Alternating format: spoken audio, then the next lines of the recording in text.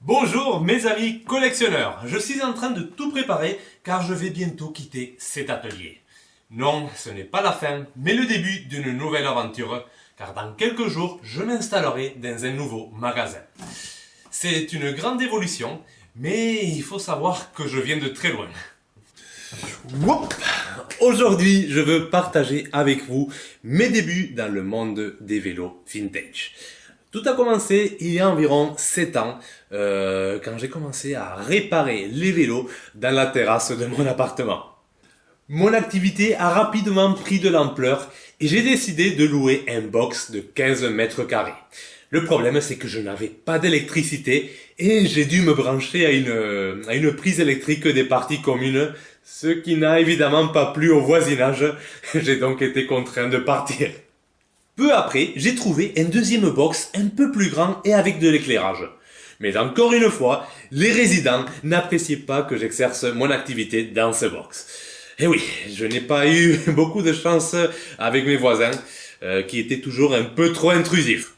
Loin de me décourager, il y a environ 5 ans, après avoir fait un CQP technicien cycle et avoir créé mon entreprise BB Bike spécialisée dans la vente de vélos d'occasion et de collection, j'ai enfin atterri dans cet atelier. J'avais trouvé un coin de paradis où j'allais enfin être tranquille. Cet atelier a beaucoup de charme. Vous marchez dans une rue très calme, soudain une porte de garage qui s'ouvre et dans l'endroit le plus inattendu, vous découvrez un monde à part, une véritable caverne d'Ali Baba. Bref, maintenant je dois quitter ce lieu car malheureusement il s'écroule. Les poutres qui soutiennent le plafond sont en train de lâcher et tout doit être démoli. Mais ne vous inquiétez pas, j'ai déjà trouvé un autre local. Vous saurez un peu plus dans le prochain épisode. En fait, le but de cette vidéo est de vous montrer mes débuts. Aujourd'hui, je possède certains des vélos les plus prestigieux. Mais il n'y a pas si longtemps de ça, j'ignorais leur existence. Même dans mes rêves les plus fous, je ne pouvais jamais imaginer que quelques années plus tard, je serais le propriétaire d'un Colnago C35 ou d'un Bianchi Centenario. J'ai donc sorti de mes archives des vidéos inédites que je n'ai jamais osé publier, peut-être par honte ou par peur d'être critiqué, mais maintenant, peu importe, en vous montrant mes débuts maladroits et mes réparations douteuses de l'époque, peut-être certains d'entre vous se sentiront identifiés. Il s'agit des messages d'espoir que je veux adresser aux collectionneurs débutants. Ne vous sous-estimez pas, l'impossible peut devenir réel. Mais surtout, ne laissez jamais personne vous couler. Écoutez leurs moqueries, leurs critiques. Encaissez les coups. Mais relevez-vous plus fort, plus intelligent, plus sage. Se tromper et s'exposer à la critique fait partie de l'apprentissage. N'ayez pas peur. Aujourd'hui, je vous présente la première vidéo que j'ai tournée il y a 6 ans dans mon premier box. Ne soyez pas trop dur dans les commentaires sur mes méthodes de restauration de l'époque, j'étais jeune et inexpérimenté. On a tous été un jour des débutants. Profitez juste du spectacle et dites-vous que ce garçon, 6 ans plus tard, sera en train de faire en réalité ses rêves. Allez, go! Bonjour et bienvenue dans ce premier épisode du Seigneur des vélos.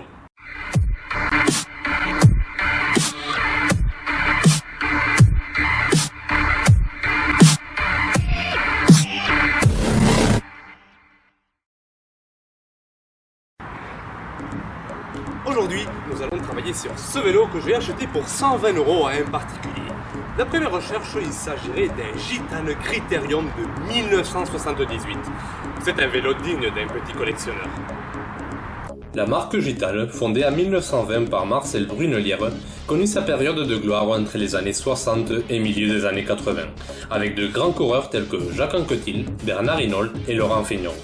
Ces vélos n'étaient pas à la pointe de la technologie, mais ils étaient parmi les plus solides, sûrs et fonctionnels.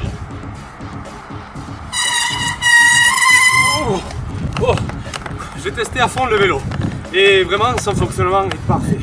Il n'y a pas de jeu au niveau du pédalier, il n'y a pas de jeu au niveau des roues non plus, et pas de craquement. Les jantes ne sont pas voilées. Franchement, je crois que j'ai fait une bonne affaire. Il y a juste ce grincement lors du freinage, mais rien de grave. Je crois qu'avec un bon nettoyage des jantes et des patins, et ça sera réglé. Ce vélo roule très bien. Vu son âge, il est dans un état de conservation impressionnant. Mais en regardant de plus près, on peut s'apercevoir de quelques éclats de peinture ainsi que de quelques rayures sur le cadre. Il faudra donc corriger cela. Il faudra aussi graisser les parties essentielles et procéder à un nettoyage complet. Il y a quand même un détail qui perturbera tout connaisseur, et c'est le dérailleur arrière, qui n'est pas celui d'origine. Si je veux faire du bénéfice, il y a intérêt à que tout soit d'origine. Bien, dans un premier temps, je vais commencer par démonter les composants qui devront être nettoyés. Je profiterai pour vérifier leur état et les remplacer si besoin.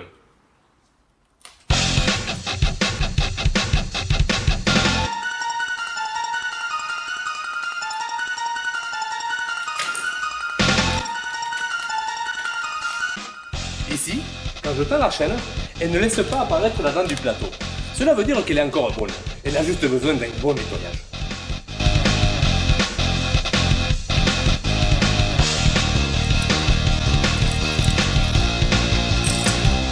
Les plateaux sont pleins de graisse et les pédales ont des traces de rouille. On enlève tout ça.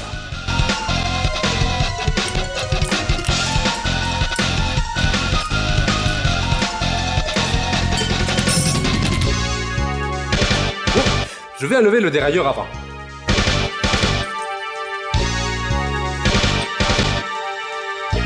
Bon, j'arrive enfin au dérailleur arrière, qui n'est pas celui d'origine.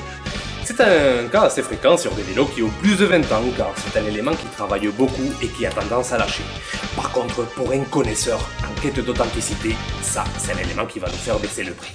Il faut donc que je fouille dans des anciens catalogues pour essayer de trouver le modèle qui allait avec ce vélo. Ça ne sera pas facile, mais je garde espoir.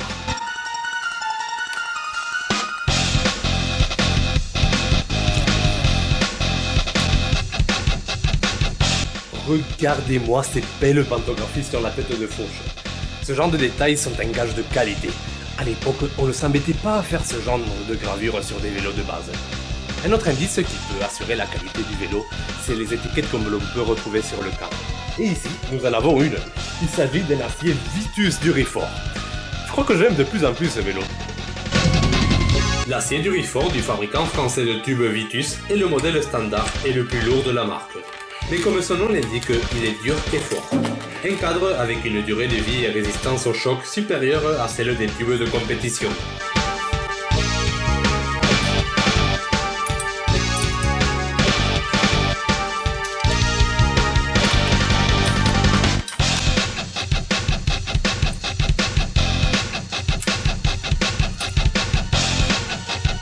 J'ai démonté tous les composants qui seront nettoyés. Il est temps de s'attaquer au cadre.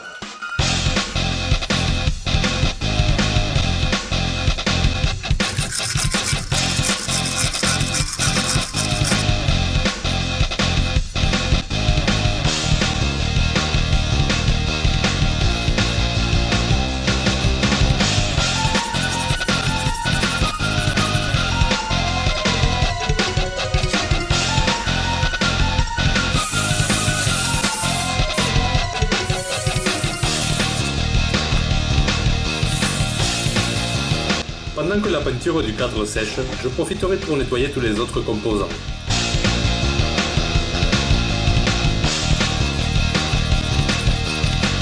Une fois tout nettoyé, il ne me reste qu'à tout remonter.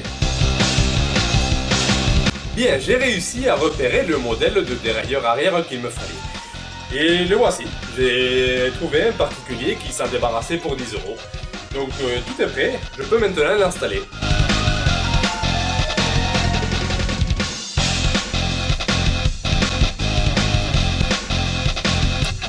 Le remontage terminé, je procède au dernier réglage. Je fixe un maillon de chaîne doré comme identifiant personnel et témoin du travail accompli. Et voilà, après une longue et laborieuse restauration, notre gitane semble sortie d'usine. Il ne reste qu'à publier une annonce et attendre qu'un nouveau propriétaire trouvera son bonheur. Bon, il est temps de faire les comptes. Le vélo m'a coûté 120 euros. À cela s'ajoute 10 € pour le dérailleur arrière, 10 € pour la bombe de peinture et 5 € de produits de consommables. Donc, si je n'ai pas oublié mes cours sur les additions, cela nous fait un total de 145 € de frais sans compter les heures de travail passées. Quelques jours après avoir publié l'annonce, une personne est venue voir le vélo et m'a proposé 180 € que je n'ai pas refusé. Cela nous fait donc un bénéfice de 35 €. Ce n'est pas beaucoup, mais je suis content d'avoir redonné toute son splendeur à ce magnifique Gitane Critérium. Et si au passage j'ai pu faire un heureux, eh bien tant mieux. J'espère que vous avez aimé et que l'on se retrouve bientôt dans un nouvel épisode du Seigneur des vélos.